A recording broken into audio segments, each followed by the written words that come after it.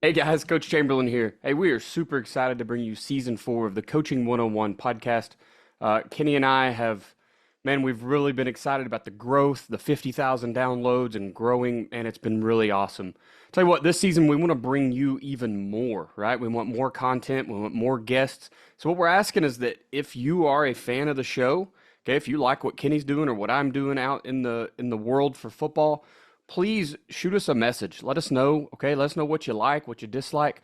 More than anything, if you want to be a guest, this is the season for you. Okay, we really want to bring some guests on and do a little more with the community. Uh, we've talked about all the good, all the bad, right? We've talked scheme, we've talked a bunch of team related stuff, coaching related stuff, how to organize everything. Now we want to reach out to you guys and see how you're doing it. You've heard us talk a bunch. You know how we're going to do things. We're excited to reach out and talk to you. So please shoot me an email, shoot Kenny an email. It's chamberlainfootballconsulting@gmail.com or fbcoachsimpson@gmail.com. Shoot us an email. Let us know you want to be on. Okay. And I'll be reaching out to you just as soon as I can once I get those emails. Appreciate you guys. I hope you enjoy the show and season 4. Football made simple. Become great at your craft by finding ways to make it simple for those around you. This is the Coaching 101 podcast hosted by Findaway Productions with your co-host, Daniel Chamberlain and Kenny Simpson.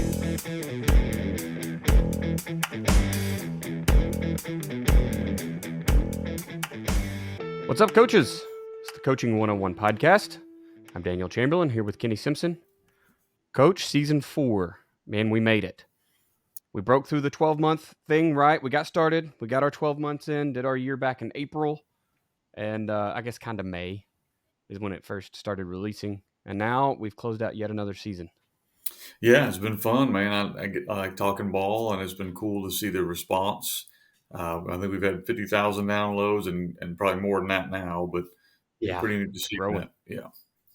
Yeah, some of y'all guys may have noticed that we took a couple weeks off. It just was between my family and I being out of town, and then Kenny and his family being out of town. You know, we were all just trying to sneak in those last minute vacations. We actually were gone for a work thing. We had to go to Colorado one weekend, so lots of us just trying to get out and about, and then figuring out how we're going to do this new schedule. So, um, yeah, hopefully we're going to try to start releasing on Monday nights. I think that will give you guys your Sundays free. You don't have to worry about trying to listen to us, and you can listen to us um, on Mondays, either on your way to school or on your way back from practice or whatever. So, hope you guys enjoy it. The format should be the same. All things, just kind of staying the same there. So, I'd jump right into it. before we get going too far, I'd encourage guys that are, it's too late this year, but if you're not a guy that does last minute, uh, right before the season, going on some trip with your family or with your significant other, I mean, I'd highly encourage that. I know my wife and I got to spend a week doing something, and we actually just went to a Creed concert, believe this or not. So we had a media day Friday morning, drove to St. Louis, watched Three Doors Down, Finger 11, and then Creed was the main reason we drove there. Got Airbnb, got up that morning, drove, and we did a mother son date night. So we had a really busy weekend, but those times are precious, when you're with people you want to be with, because we know when the season hits, even those of us who are intentional, it's still really hard to be around your family. Yep. No, it's 100%. I really appreciate coaches that allow their staff guys to. I coached under Bo Collins a couple years ago, and he was real big on Summer Pride with like scheduling out the coaches. Right, you don't all have to be there. Doesn't need 8 or 10 coaches in the weight room.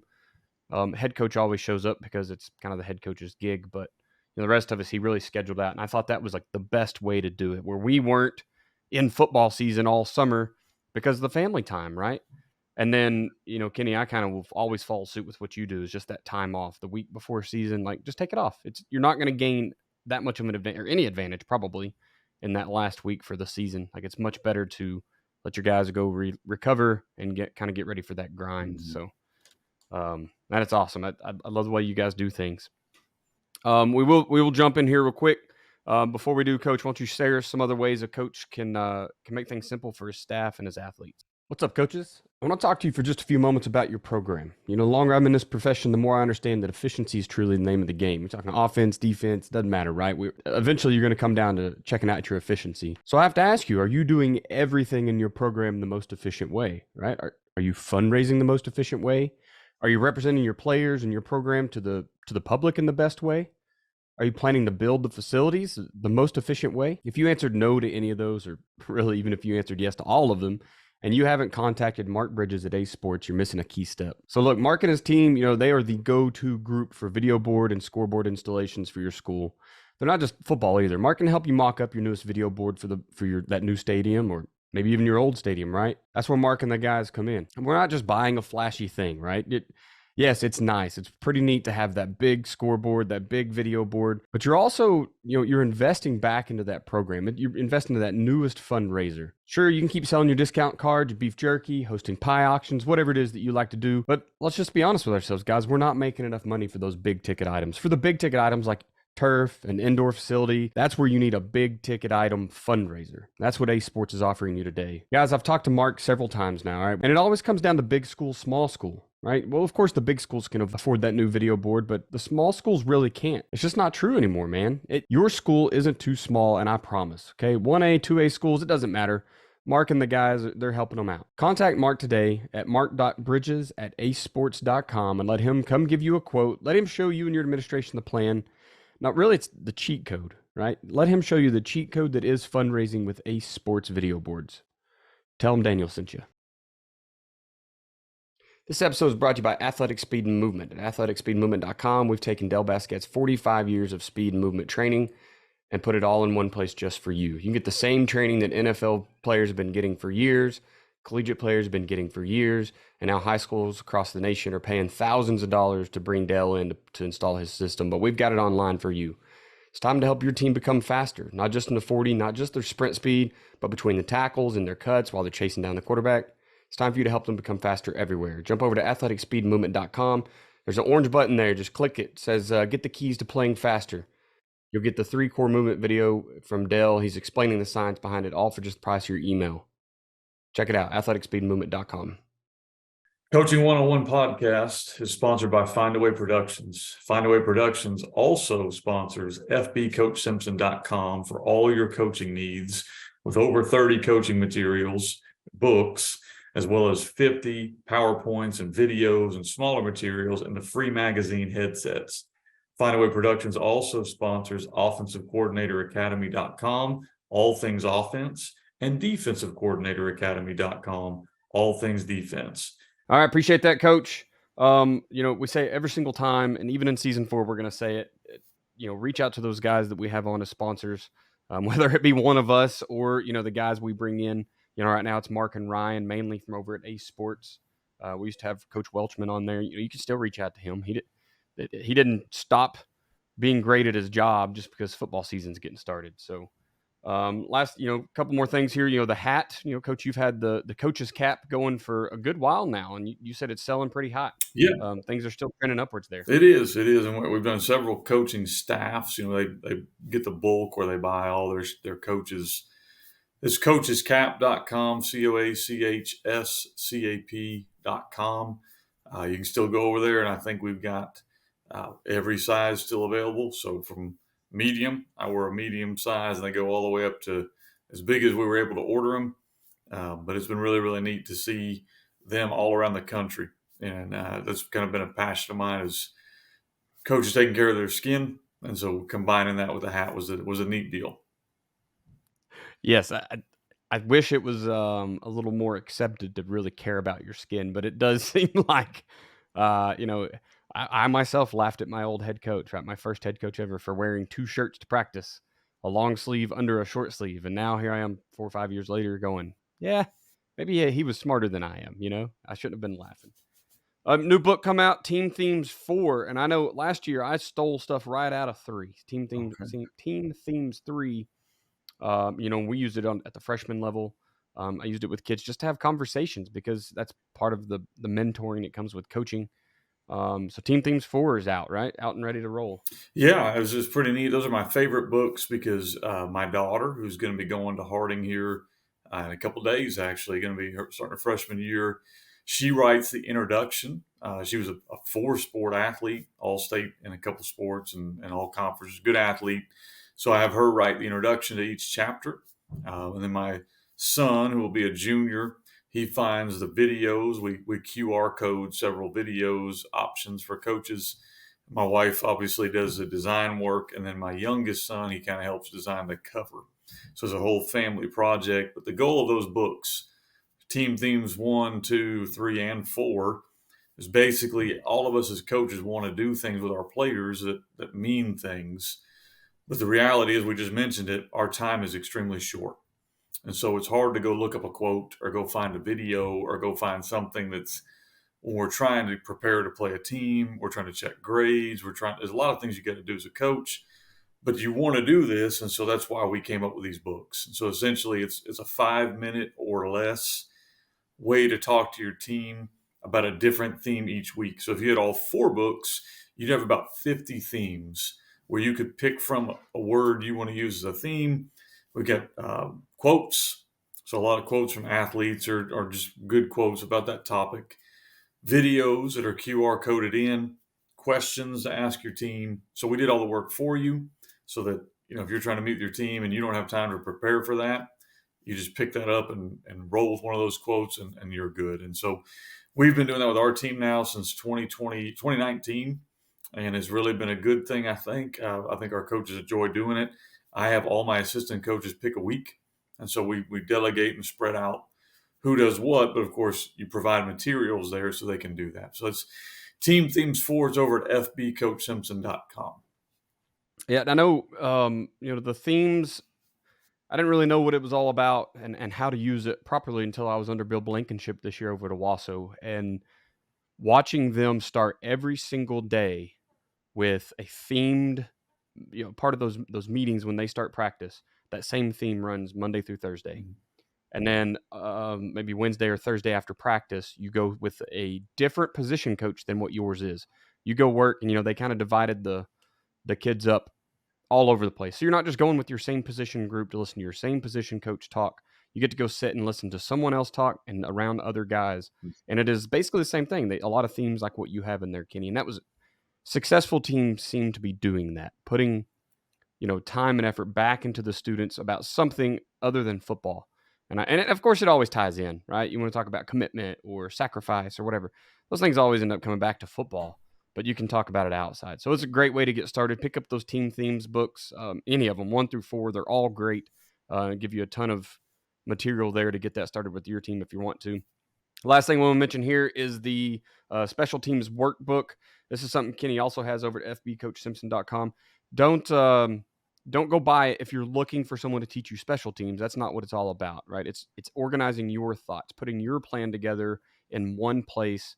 I think when I originally picked up your quarterback workbook or something, that's what I thought. I thought it was like the quarterback manual. And I opened it, I was like, oh, this is just where I write down the stuff I want to do in an organized manner. So don't go out and purchase it because you think it's going to teach you special teams, but do go out and purchase it because it'll help you organize, get set, make sure you've covered all the situations. It's a great piece for that. Let's jump to the questions here, Coach. Oklahoma started practice, we start practice tomorrow. So the day this comes out on Monday, you guys started a week ago. Some people started back, I think Joe and that crew up there in Virginia started like on the 1st or something. So they've had lots of time in practice. So this will hit different people at different times in the system, but I really want to talk about how we're organizing those first days of practice, because when you start talking about practice, like week 4, week 5, everything should be smooth and running well. But those first days are a little different, and I think you have to plan them a little bit different so you get kids used to what you're doing. So that's what we're going to ask about here. Question 1, what do your first days of practice look like? Yeah, before I get into this answer, every time I hear the word practice, we've said it several times, I think of Allen Iverson. If we had that thing queued up where he says practice, but for Let's me, get a hot button over here. just push it every time we say it. So for me, when you talk about practice, I think you've got to figure out, especially early on, what you've done during the summer, because each state's different. Some states, they were going all summer. So like for us, there's a change when we go from July to August, but it's not as significant. I go to some states where they only have their kids like 5 days the whole summer. So for them, I mean, it's like starting day one.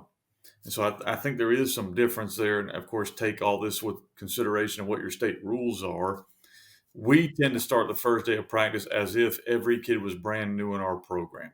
And so no matter what, whether we've been going all summer or whether we've got a 3-year starter at quarterback, whatever it might be, practice number one is almost as if they're walking into our program and they're going to have these practices before we play our scrimmage game.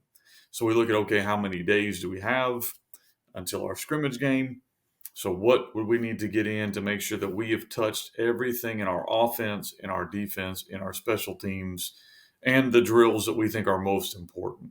So we kind of plan from the end result back, and that's how we'll lay out our practices. You look, okay, we have 12 practices, or we have 8 practices, or we have whatever you have, and then you figure out, okay, we want to make sure that we've hit everything as though we are just now starting. Because no matter what state you're in or where you are, there's a chance we got 2 kids in like, a week ago.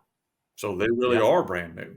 So you've got to kind of factor that into everything. So we're going to look at, first of all, understanding that some of these kids are not as good a shape as you'd like them to be, and you're kind of working to game shapes. That's another thing you have to kind of think about, is not only the plays you want in, but how are you going to get these kids where they can function when they might be playing a game? If you're in the South, it might be 95 degrees when they're trying to play a game. So how are we going to get these kids acclimated? So that's another part of it. So in our schedule, we try to look at all of these things. And so we'll look at, okay, how much indie versus team time do we do? And I'm a little bit different as I've gotten older. I would say that, let's just say that we have 45 minutes of offense. Let's just say that that's what we decided we're going to do. We're probably going to do at least 20 minutes of that as team, because I think there's no way you can get yourself in any kind of rhythm unless you're just actually playing the game of football. So Right. at least half our time, or almost half our time, is going to be in some version of team, which means you only have 20 minutes or so worth of individual time, which we use it in a couple different ways. We go individual or group, or we call it pod work, but that's our teaching time. So our individual time or our pod time needs to match what we're trying to put in, but it is the skill set we're trying to work. We're trying to teach. If we're going to throw snag during that individual time, we need to be working on a corner route. We don't need to be working on like juggling balls. Like, there's nothing wrong with doing that kind of stuff, and we're catching balls, and that's good stuff to do. I think that's stuff you do in the summer. I think maybe you do 1 5-minute period of basic stance on receivers. We hope that that's already in by the time we get to August 1st. We're going to probably budget out 5 minutes. We call it like technique specific. That could be stance. That could be whatever that's going to be. But then most of your time we want spent on the concept of what we're trying to put in. If you flip it over to defense, we're going to spend 5 minutes every day on some kind of tackling, because we're going to need to get that at least, if not more, on tackling. Then it's going to be the concept of what we're trying to work. If it's our base defense, it could just be our base rules. If it's some kind of blitz or coverage, we need to be working the technique or the skill during our individual time that matches that. You also have to think about like rules of the states. So a lot of times for us, the first couple of days are just helmet and shoulder, just helmet. If you're a defensive coach, those days are awful. So we just say, okay, well, we're going to make that a primarily offensive day. We're going to go ahead and spend we're going to steal 10 minutes of defensive team time and put it with offense and try to get up a little bit. Once we put pads on, then we'll get more equal with our time. Then you also have to think about special teams. Like, special teams is huge first couple weeks of the year. It was big all year, but a lot of games will be won or lost those first few games on special teams. So how are you working that? And so again, I would recommend looking at the end, how many practices we have, make sure that we do a specialty period every day, but then we will do a special team like punt or kickoff or whatever that might be each day, so that we've hit each one of them at least twice before we're going into a scrimmage. You also have to be very, very cognizant of your break time, like giving your kids more time than you think you need to and letting them have that break time. I'm not a big fan of coaches that say, get water when you want to get water, and they don't put breaks in there. for a couple reasons. One is liability. Like, you need to show that you are giving kids downtime on your practice schedule to make sure that you are covering yourself for something to happen. Two, I find that when we've done that before, they don't really get a break. Like, a lot of your kids that go both ways, or your really good kids, they're supposed to be getting water and taking time off. That just never happens. There's no time for them to do that. So we just say Right. we're going to go ahead and build in this 5 minute break. You think about the game of football, it's work really hard for 4 seconds and stand around for 30. And then you're going to have Yeah. a 2 minute break between the quarters. So why not practice that way? And so that's been big for us, is how we're going to do that. And then I think you have to kind of be very, very cognizant of how much contact you're going to have. Like, as you're working through this, you got to have contact because they need to be getting hit. They need to be, tackling, but you can't get a kid hurt. So there's a fine balance there. And the team, you'll notice if you've done a good job on how your injuries go in weeks 1 and 2. Like, and that's when the true test of how well did you balance this art will show up your first 2 weeks of the games. If you've got multiple kids that get hurt, probably didn't have enough contact up front, or too much, probably one way or the other. If your kids are staying relatively healthy, you probably hit the nail on the head. And so there's no real way to do it until you know that's come. But there is kind of an art to how much we're going to hit, how often we're going to hit, and how we're going to hit. A lot of good places you can go look for that. But really, honestly, you're playing football. So everything you do needs to simulate that. And so just make sure you're doing that inside your practices. I think you talked about not having helmets, and so you transition some defensive time over to offense because you can't tackle. And it's something I ran into a couple of years ago. I guess really my first year as coaching, because I was made the DC that first year, but really the second year when I got to kind of install my own stuff is we went to hawk tackling, and I actually found it more beneficial to just take even their helmets off because the whole point was, like you said, one is liability. If I am teaching your son to quit using his head, the best way to teach him is take his helmet off because now he's not going to use his nose to go in and make a tackle without his helmet on, right? So hawk tackling was big for us because we didn't lose any tackling days. We lost full speed, drills and stuff, but we could still go out and teach tackling and even run some thud type scenarios. So that was pretty nice. So that's kind of how we got around that. So if you're a state, which I'm assuming they all do at this point, they require that what do they call it, like acclimation period of 3 or 4 days of helmets only, even though they've been going helmets only all summer long in 7-on-7. For some reason, we need to acclimate again to those helmets for 3 or 4 days. But hawk tackling is a way to kind of get around that. I kind of want to talk about the tempo of practice. I know that I don't even remember where I learned it. It could have even been you or Joe or, I've got several football mentors now. Maybe it was Kenny Ridley. I don't know. But someone told me a long time ago that it's better to slow things down and have those first days really stretched for like trying to fill them with content. What I mean is our drills are going to be slower because we're going to go out and teach.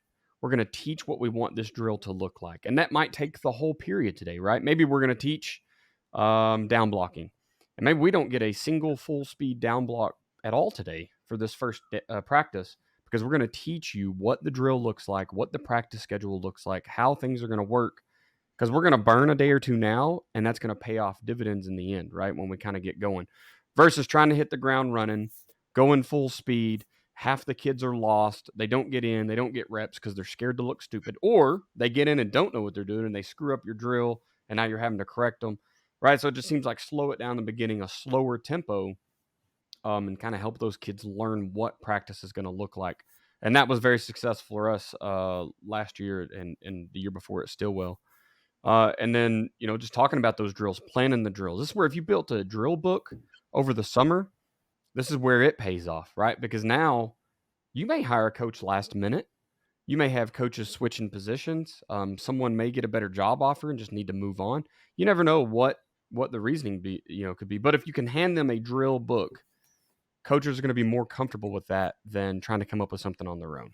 So, thinking about those drills, hopefully you've had them scheduled out all year. I guess honestly, if you weren't touching a football, your summer pride, you could have been going through these drills as well, right? As long as you meet all your state's criteria, no helmets, don't have an actual football, whatever it is. I know a lot of guys go out and use tennis balls, right? Like that was a Yeah. thing because we can run all of our passing drills and just throw a tennis ball instead of a football, and then all of a sudden you don't break any rules. So whatever your rules are, hopefully you've been practicing those drills or trying to get them installed. Um, Question two here, Coach. Oh, actually, before we move on, I kind of want to talk about the compression, or we've condensed practice here in Oklahoma. We have a week 0 game that you can Mhm. schedule, and I think by the rules it eliminates, and just by timing, it eliminates a scrimmage for you, right? So we like I said, Oklahoma doesn't start practice till tomorrow, which will be the 12th of August. Our first game, just about everybody, is like the 30th. So you're looking at 3 weeks until game 1, which is on week 0. And I think coaches decided that, hey, we can get enough install in 3 weeks that we don't need to wait until week 1. And that gives us a bye week somewhere, right? So the advantage is, hey, we'll gain a bye week before we go into district play, which is how most people do it. You play your non-district Mhm. weeks 0, 1, and 2. Week 3 is off. Doesn't always line up that way, but I think we've also kind of, due to that condensing that schedule, now we have to be really good coaches because we do kind of burn up that teaching week. Or you're going to have to go into week 0 with a condensed playbook because you probably haven't gotten in all of your things, right? Because whatever it is, if it's your RPOs or if it's your whatever tags you generally want to be running as you get into district play, you may not have them all. I've also seen a kind of a trend of people having scrimmages after 4 days of practice. Right, that first Saturday we're going to have a red and white game or whatever. Which we did it in spring for spring ball and had a spring game, and we're almost double tapping that and going to pull one off this Saturday after just 1 week of practice. I don't know how much I love that because Kenny, like you said, you're really worried about getting kids injured there. We're going. I don't know how much acclimation you've done, and now all of a sudden we're going full speed in a game. So, I mean, different people are using it for different reasons, but it seems like we keep condensing that schedule back on ourselves as coaches. There's plenty of opportunity to get some competition. So, wherever you fall on wanting to do those week, man, I guess it's like a week -2 scrimmage and then a full contact scrimmage the next week. So, lots of moving pieces there to what that tempo and those drills and what your install schedule needs to look like. We'll jump into question 2 here. So, we kind of talked about all the tempo and the drills, but how are you structuring your install, your with your coaches, your schemes? How are you doing all that this first week? Yeah, well, let me talk a little bit about what you're saying about the scrimmage things, and as coaches are thinking about that stuff, because we've done things in that vein before. The good parts of doing a inter squad scrimmage Yeah, is you are getting game speed, game reps. There's no real way of getting in game shape except to play games. There's no way to do that. So you do get that's a benefit. The other thing I think our third question we're going to hit here in a minute, this would play into that as well, is if you're trying to evaluate kids, like if you're still have multiple kids you're evaluating, that gives you a chance to do it without having to put them against another opponent. So those are the pluses for doing inter squad scrimmages. The negatives, like you mentioned, you risk injury when you do that. It's usually, depending on how big a school you're at, it can be hard to get an accurate look. Because sometimes, if you put all the good players on one team, it's just going to be a massacre, and so it's hard to always get that look. So those are on those two things. Now to your question, to me, I think you have to kind of look at how much scheme you're trying to get put in. So we try to theme out each day offensively. So basically we'll look at, okay, day one, our theme, we're going to work on this run. We're going to work on this RPO that goes with this run. We're going to work on this pass concept. And we're going to kind of focus on either this personnel group or this formation. Like that's going to be our focus of the day. So the kids know it up front. We go big, small, big whenever we install things. So the first 5 minutes of offense is team. And we'll go through, here's what we're putting in today, here's how we're doing it, here's why we're doing it. And then boom, we go into individual and we start kind of putting the little pieces together. And then when we do team, I don't have to run that scheme a bunch. Like I can run it again to make sure that they got it. But we go team, we're way more focused on like game like situations. down and distance, hash work, red zone, whatever that might be. So that's how we've kind of worked on our scheme. And a lot of times you can do, if you don't want to spend 5 minutes of your practice time on the field, you could do that during with film. You could do that with whiteboard. You could do that in a team meeting. So there's times you can do that big section if you don't want to eat up your time on the field at a different time. But I think it's important to do that. Like, I think kids need to kind of know, here's what we're trying to focus on today. Here's our goal. And then this is why these drills matter. So that's been big for us as we're starting to put things in. I mentioned it earlier. I think if you start with the end in mind, if we want to work buck sweep, then we better be working down blocks during our individual time. We better be working pull kick. If we're going to work maybe some RPO or throwing a glance route or whatever we're throwing, we need to probably work the footwork with the quarterback, the route with the receiver, then put them together and let them work it, and then put them into team and let them work it. So you got to have the end in mind before you start building out your drills. You got to have the end in mind before you start putting in your scheme. So I think it's important to kind of know, where do we want to get realistically, and how am I going to make sure I can get that in? You know, we came back from August, so we did have July and June. We came back in August, and we have essentially 9 practices before we play a scrimmage game. And then we'll have about 5 or 6 more real practices before we play a non-conference game. We're playing August 30th also. So you only have that many. You got to be real cognizant of, okay, how much of this stuff have we worked enough where we're comfortable to call this in a game? And so depending on how much you've done in the summer, how many kids you have back in mind, I think that's going to determine how far you can go. I think you've also got to be very, very focused with your coaches on, this is exactly what I want you to do. So when we're in individual time, I hope that you've already had the conversations of, this is what we expect your individual time to look like. Otherwise, what will happen is each coach doesn't really know, and every coach is different. You might look down there and one coach is spending 2 of his 5 minutes talking to every kid and not even doing a drill. You might look down and one guy doesn't explain the drill at all and just starts doing the drill. And so those are discussions that need to happen. And like, what do you expect individual time to look like? What does transition from drill to drill time look like? What are we doing on our break time? You know, what are we coaching during team? You know, so all of those things have got to be thought out. Or what ends up happening is it doesn't get done and you get frustrated. So another good example is, who's running your scout team defense? Have you had that conversation? Do they know what they're doing? Do they know who's helping? Do they know what players to put out there? Otherwise, you're going to look out there and the worst kids on your team are going to be out there. You're getting no look. Or you're not ready for it and you're getting the first team defense bringing every blitz they got at you. So there needs to be a conversation there of what that has to look like. So there's a lot of kind of organizational things that you need to do that a lot of times, to be honest, you just have to go through them once or twice to kind of figure out what needs to happen. And that's why it's important, I think, as a staff, to meet at least once a week, if you can't meet more than that, to kind of go through and just talk about practice. Not even talking about games, not talking about scheme, but talking about, how is our practice going? How can we improve it? And, you know, where are we doing really well right now that we don't want to lose?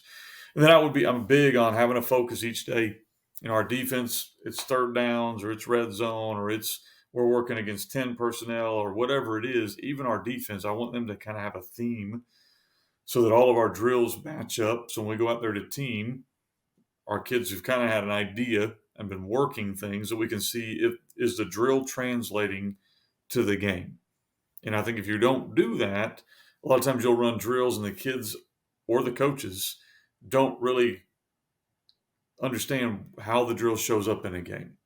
And so I think it's important that you start off with, this is our theme and the focus of today, because you're not going to get that once games start. Once you start to have game weeks, 90% of your time, especially on defense, is prepping to play the offense. Real quick example of that, you might have looked terrible against a flexbone team. You can't really fix that in season because the next week you might be playing a spread team. But you Right. can fix that during these first couple weeks of August, where you can show your kids option one day. You can show your kids unbalanced. You can show your kids quads. You can go through these themes. And now, when that shows up in a game, you're a little more prepared for it. So that's why I think it's really important to have an idea of what you're trying to accomplish that day. I love your idea of big, small, big. I guess I kind of do that, just haven't ever thought about it. But we want to install, especially up front, right? We're big on formations, and so we want to have a formation install. Hey, here's what you're going to look like for these formations, these hand signals, whatever it is. Honestly, I've never even thought about like running the play of the day right then. Right? You might as well, because we usually do that and then jump into Indy, and I kind of use the old Indy group team organization, and obviously probably needs to be changed. I love how you do pods, Kenny, um, because of tight ends sometimes are hard. Like, where does tight ends go? Who do they go with today? Do they need to go run routes? Do they need to be down blocking? So I love your idea with just pods, and it's something I need to get better at because the offense I run is essentially yours anyway. So I need to figure out how to work pods back into my original install schedule. And then your conversation about coaches, like who's doing what. Luckily by this time, I think we've all had that conversation. But like the military, we're big on rehearsals. Okay. So going out and practicing what you're about to go do.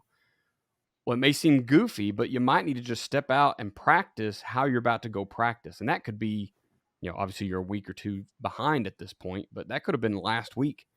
Hey, let's step out here and just look at, hey, this time, whether you're using a big, loud timer that does a whistle or if everybody's on a stopwatch, if you're on your iPhone, who's keeping time and who's going to tell us who moves around? I love going to a bunch of different schools because I've seen 1,000 ways to do that. And I'm not sure there's a perfect way, but those are all things you really need to rehearse. Something else I've taken from the military and want to kind of put in is whiteboards. So we do, anytime you go through a training session with the military, you're seeing, hey, here's what we're about to learn, and it's usually on butcher block paper is what we call it, or dry erase board, and hey, here's your task, condition, and standards. That's probably a little too deep for football practice, but how cool would it be if you walk up to your first drill and on a whiteboard on a crappy little easel there is the drill that you're going to run today. Here's the positions, kind of what it, you know what I mean? It's just drawing up. Here's the drill. Here's what we're going to get out of it. Maybe it's a rotation of where guys are going to move after they get out of the rep, or because how many times do we go, hey, now you're the O line, and then you flip over and you're the D line, and now you're the linebacker, and now you're off. So, that might be something I want to work with in the future is just getting those crappy little easel dry erase boards we've all seen and, have those at each drill. Yeah, I was going to say too. We've been coaching for a minute now at Southside, so we've been through this quite a bit. And like this week, we even have the whatever the huddle thing is that you just click the button and it records for you. So like that's the world's Yeah. easiest thing. Where which coach, and I'm pointing to me, forgot to tell some coach I need you to hit record when we go to team. So we didn't get any recordings this week because I wasn't very good at telling which coach I needed to do that. So that's what I did this evening. I sent a text to the guy that does it, said, hey, remember, record team tomorrow. And so I think those are conversations you just have to continue to have and evolve. Yep. I'll tell you, cheat code there, coach, is it's just like every other film. Record everything, and you can go back and cut the stuff you don't want. Yeah. So press record before you walk out there. You can actually set it on a timer and then just tell it to quit an hour after you're going to be done practicing, and you can just cut it out. So there's your little. We recorded quite a few practices this year, so it was kind of neat to get those reps, right? Those rehearsals. Last question here, and now we're going to go into kind of the players. We've talked about organizing your practice and introducing it to the kids. So now, we really talk about this first week is you probably know who your starters are, but you need to be thinking about how could someone dethrone them and take that starting spot. So how are you evaluating your players for starting positions? And we'll kick it over to you, Kenny. Sure. Well, we tell our kids up front, during the off season, we say, hey, in the spring, it's pretty much equal reps for everybody. It's free game. There's obvious ones. We're not going to lie to them. We get an all-state linebacker returning. We know he's a starter, but any other spot, we're going to give pretty close to equal reps in the spring. Then we roll out first part of the summer. It's still pretty close to equal reps. As we get later in the summer, things start to kind of fine tune themselves because you've had a couple competitions you've gone to, and kids are starting to separate from who's showing up and buying into what you're doing and who's not quite ready this year. Then you roll into August, and at that point, I think at this point, you ought to have a pretty good idea. Like if you get 22 starting spots, you ought to know 19 to 20 of them right now. Like I think at this point, if you don't, you're probably going to have some issues. I think you probably do. You just don't want to admit it. But for the most part, you ought to know 19 to 20 kids, if not all 22. And so, but that's where those scrimmages you talked about, Daniel. Like that's why guys like to do a scrimmage. That's why we do a scrimmage. We play another team, which is called a benefit game, but basically it's a scrimmage. And I go play one of the best teams I can find. We're playing a team that was in our conference last year and super athletic, and they're like our kryptonite. They got speed everywhere, they can throw it, and so it's going to be a real good chance for a lot of kids to decide, am I ready to play or am I not ready to play? And so that's what that game is about. I don't really care if we win the game or not. Of course, when the ball is rolled out, you want to compete and get after it. But we kind of For look sure. like it like an NFL preseason game. We're gonna run plays to make sure we can do them, to make sure we look good, but we're really trying to finite those spots, to fine tune our offense and to kind of figure out which are our guys. Who's our guy that's going to be the starter here, the starter there, the starter there. And then we're also looking for who could contribute as depth. I think worst case scenario, we're wanting to find out which guy could come off the bench and we wouldn't miss too much. Like he could come in and contribute. And which guys are we call them JV guys, like guys that need to play JV, which guys are ready to maybe play a special team or two. And so we're obviously having those conversations all the time. And that's a lot of times what you're using these practices for or scrimmages for. As a coach, it's not if, but when these kids have to come off the bench and play. So just know that. Like, best case scenario, you're going to have kids that cramp. So you're going to have a guy that's got to come in. This past season, we were relatively healthy, but we still had a sophomore linebacker had to start 5 games for us. We had offensive tackle who had to come in and play our playoff game, both of them. First 2 starts of his career as a sophomore. We had a sophomore have to come in and play. We had 3 of them, I think. Had to come in and play center, one of the biggest games of his career. Hot, cold off the bench, you're in. So if you're not building depth in those key spots, that's going to show up. And unfortunately, it's going to show up sometimes in the worst time. So make sure you're rotating the second center, the second quarterback, the second safety. Whatever those, I hope we don't ever have to get to this. You better be preparing for that now. And it may not be the real kid on the bench. You might have to shuffle kids around. But you need to be practicing that stuff like now so that if that shows up in a game, you're prepared for it. And you are competing. I'm a big fan, too, and practice, the way our practice works is basically every kid gets the same amount of reps or an individual. So if we're doing individual time, pretty much they're all going to get the same amount of reps. As we work to more group time, like maybe 7-on-7, inside drill, any of that stuff, we might work 2 groups. Like we do a drill at the end of each practice where we got to get like 6 or 7 plays in 1 minute, and we'll run 2 groups through that.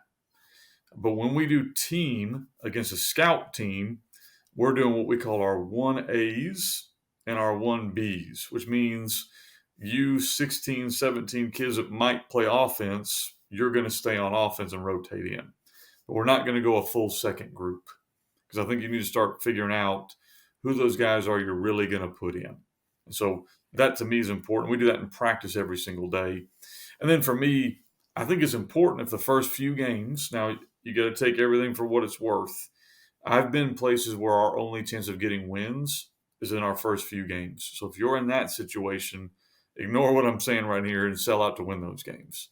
If you're in a situation where you know you're going to compete, go to the playoffs, compete to maybe win your conference, compete to do bigger things, we're going to use our scrimmage game, probably our week 0, our week 1, maybe even our week 2 to play more kids than we think we will for conference play. And then we get into conference play, that rotation shrinks. If you watch the USA men's basketball team, kind of like that. You play everybody, but when the game's in the line, Steph Curry's out there with LeBron. So that's You know who's doing it, right? what we're doing. Our starting quarterback's probably going to have to play DB for us in some big games. He's not going to play DB in the first 4 games, but we know when we got to win games, he's out there.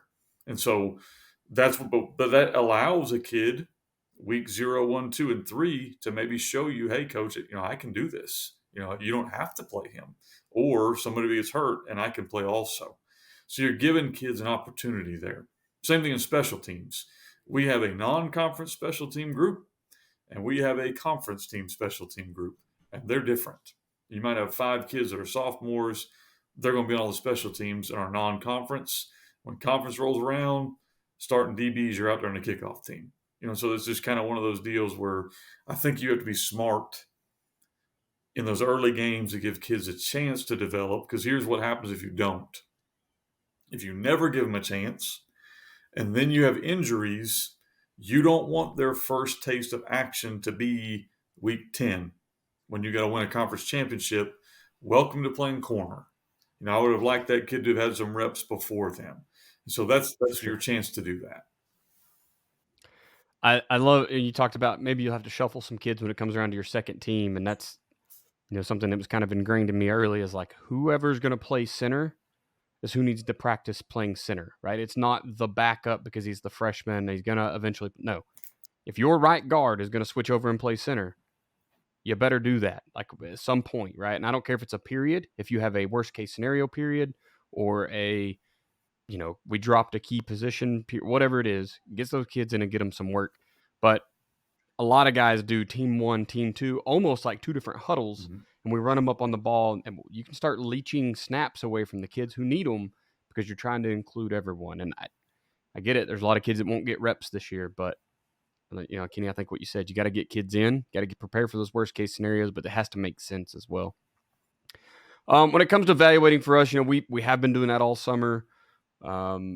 Some kids held on to it because of what they did last year. Some kids because of the time and efforts they put in this summer. For a kid to steal a spot now, it would have to be something pretty big. But I'm not saying it's undoable. And right, you talk about this. What do you call it? What do you call this first scrimmage? It's called a benefit game. A benefit game, right? I read that on some Arkansas schedules, and I was like, "What? What is this benefit game? Never heard of that." So we do an inter squad. You do a benefit game, but that just gives you a chance to see your kids in action. I think that's great. I think you pretty much hammered out all the details on how to evaluate them. I can't add anything, especially not just this early on. Hopefully, you've seen the kids working, up to this point. But I also, you have to kind of put a caveat on that is don't get so stuck in your ruts that a kid doesn't get an opportunity just because you see kid A as the starter. Right. If kid B shows up and makes a case, have a little battle, right? Let them think about it. Split those reps evenly so they're both getting that advantage. Don't get so stuck in, hey, this running back was the starter last year. He for sure is going to be it this year, that no one can come dethrone him because, people gain, they gain at different rates, and maybe that kid plateaued and the backup is going to get a big spike this year in abilities. So just make sure you keep your eyes open. We put kids out there we knew probably weren't going to start because we knew we had a kid in front of them who was a little bit lazy, and it would inspire them to have some competition. So, there's things you can do there too. And then we've also had some kids we knew mentally couldn't handle that, so we didn't do that to them. So I think you, as a coach, you kind of have to know your team. There's so many things, isn't there? All right, Coach, man, I think we kind of hammered it out here tonight talking about this first week of practice. Or for you guys, yours has passed. Oklahoma gets started today as the release of this. So good luck to all you guys out there. We're going to jump quickly into this what not to do as a coach. So why don't you give us our lesson for today? Yeah, I think the biggest thing, old coach told me this a long time ago, and I might have said this on the podcast, so excuse me if I have, but so you're not going to win a Kentucky Derby with a mule. So be careful in these getting kids in shape and getting kids physical. that you don't hurt your studs, like your kids aren't tired. Our first year at Southside, we really struggled for several years just trying to get it going the right direction. So it was really important for us to win those first games in a non-conference because a lot of times that was our best chance of getting some wins. So we would have really kind of grueling summers. So 2016 is the first year we finally break through and make the playoffs. But we had a grueling summer. We went 3-0 in our non-conference games. And then for the first time ever, we make the playoffs. And we kind of catch lightning in a bottle. We win the first game. So now we're playing week 12, which first time in our school's history we played that long. First time for me in a long time because it took us a while to get there. And man, I was exhausted. One of the most fun years I'd ever coached. Our kids were having a great time. We were physically and mentally exhausted. And if we had managed to win that game, we still had 3 more weeks. So you got to be careful with your program of where you are, of understanding I don't want to end a football season where kids are ready to be done. Like that's one of my goals is I don't want to end a practice or in a game or in the season and kids are excited to leave. I want them to be still really happy and excited about where we are. So Right. while you are trying to get kids into game shape, and we do all kinds of different things, I know we didn't talk about that today, maybe we can talk about next week, but while you are trying to get kids in game shape, there's lots of theories about that. I think almost every good coach would agree you got to get them to the starting line healthy and fresh. If they know your drills and they're very, in great technique, that's great too. But you could have all the technique in the world and have tired and hurt kids, and you're not going to win. So just be really careful here with these first few weeks. You are going to try to get a lot of work in, but you don't need 4 hours on the field. You don't need to run gassers. You don't need to run Oklahoma drill.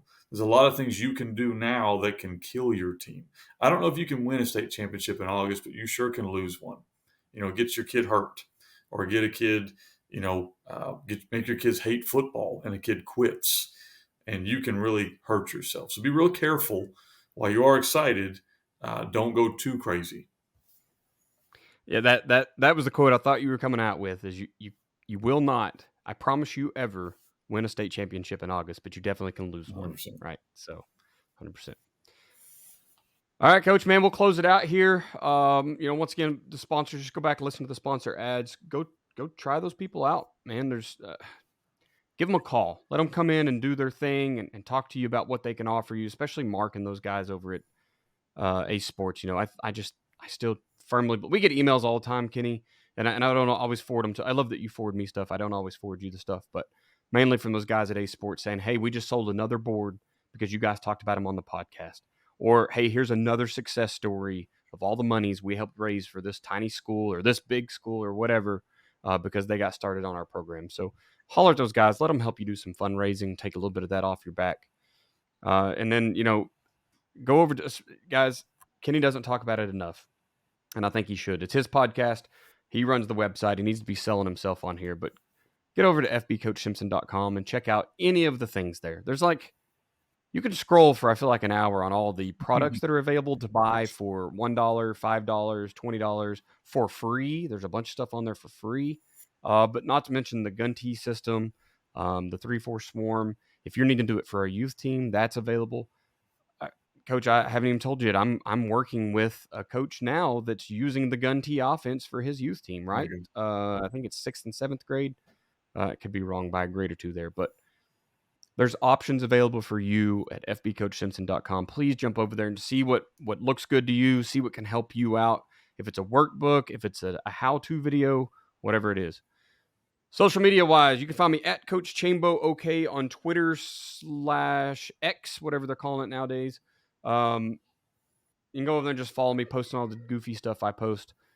ChamberlainFootballConsulting.com is always under construction, but it is my new website. I think it will get you everywhere you need to go.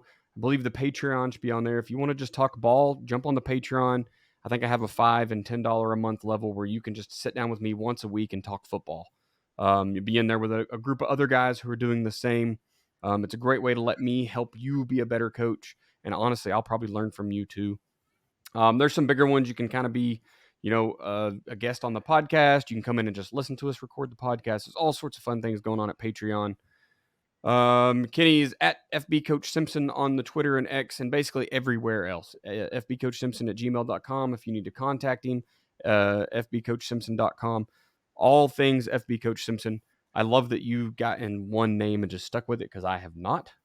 but I started in too many places. The podcast is at Coaching 101 Pod on Twitter/X. You can jump over there for like questions weekly, some polls, some other stuff like that. I want to thank you for being a listener on the Coaching 101 podcast. We'll hope you join us next week as we continue to make the complex more simple. Please consider subscribing to the shows. You'll always know new episodes are out.